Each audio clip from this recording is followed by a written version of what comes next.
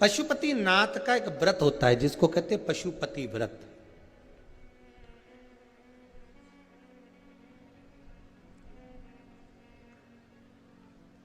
आजकल लोगों ने शिव महापुराण की कथा में से देख देख कर खुद की आईडी पर खूब सारे पशुपति व्रत बना बना के डाल दिए कि ऐसा करो वैसा करो, फिर उद्यापन भी ऐसा करो।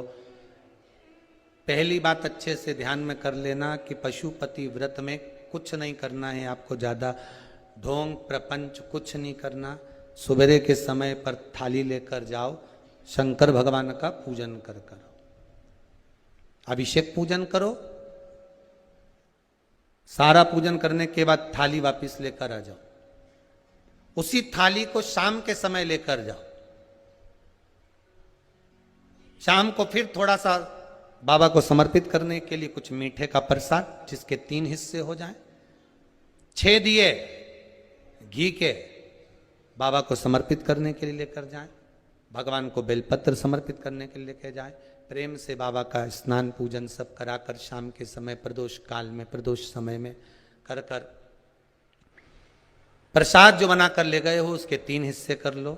2 हिस्से मंदिर के अंदर ही रख देना है, 1 हिस्सा अपनी थाली में वापस लेकर आना। 1 दिया लेकर आना, उसको वहां से जलाकर नहीं लाना। 5 दिए मंदिर में जला दीजिए।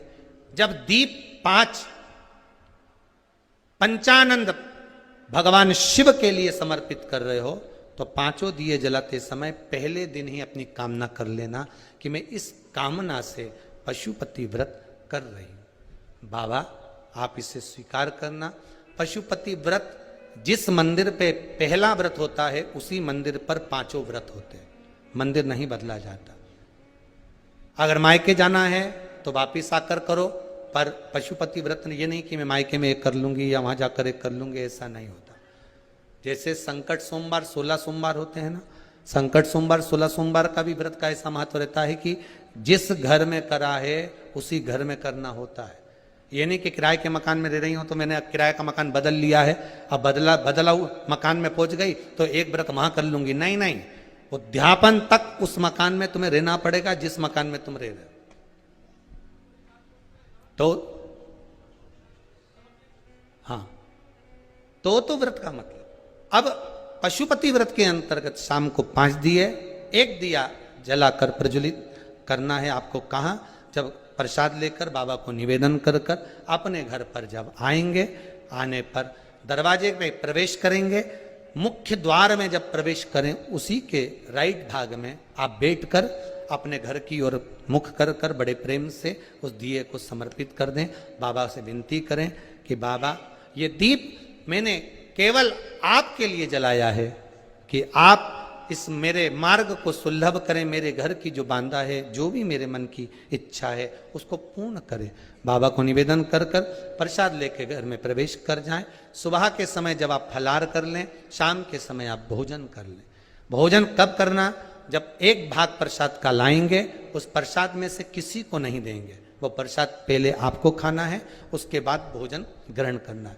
नमक दोनों समय खाओ, कोई मना नहीं। फलाहार में भी खा लीजिए, शाम को भी खा लीजिए, कोई चीज की मना नहीं। बस बाबा का स्मरण करो। 5 व्रत पूर्ण हो जाए। 6ठे व्रत में कुछ भी 108 सामग्री लेकर जाओ, चाहे मूंग लेकर जाओ, चाहे चावल लेकर जाओ, चाहे बेलपत्र लेकर जाओ, चाहे 108 मखाने लेकर जाओ, चाहे तुम्हारी मर्जी पड़े जो लेकर जाओ। 108 पुष्प ले जाओ, श्वेत पुष्प ले जाओ, रक्त पुष्प ले जाओ, जो तुम्हारी मर्जी पड़े, पर 108 लेकर जाइए। शाम के समय पर जब आप पूजन कर लें, पुष्प समर्पित कर दें 108, तब एक श्रीफल 11 रुपए बाबा के चरणों को समर्पित कर दें। बाबा आज मेरा व्रत पूर्ण हुआ है, मेरी मनोकामना पूर्ण करना। मुझे विश्वास है 5 व्रत भी पूरे नहीं होंगे, 2 या 3 व्रत में ही बाबा आपका कार्य कर देगा। पर प्रेम से करना, विश्वास रखकर करना, भरोसा रखकर करना, अहंकार नहीं।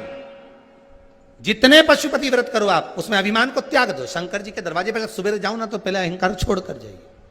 पशुपति व्रत आप जब करें, भगवान शिव को 5 व्रत हैं, बीच में कोई बांधा आ भी जाए उसको छोड़ दो, अगला कर लो।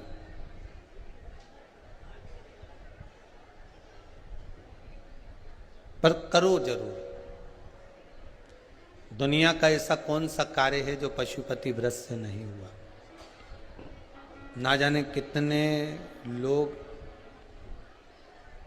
पशुपति व्रत को करे होंगे और बाबा ने एक व्रत में, 2 व्रत में, 3 व्रत में, 5 व्रत में कुछ ना कुछ तो दिया हो।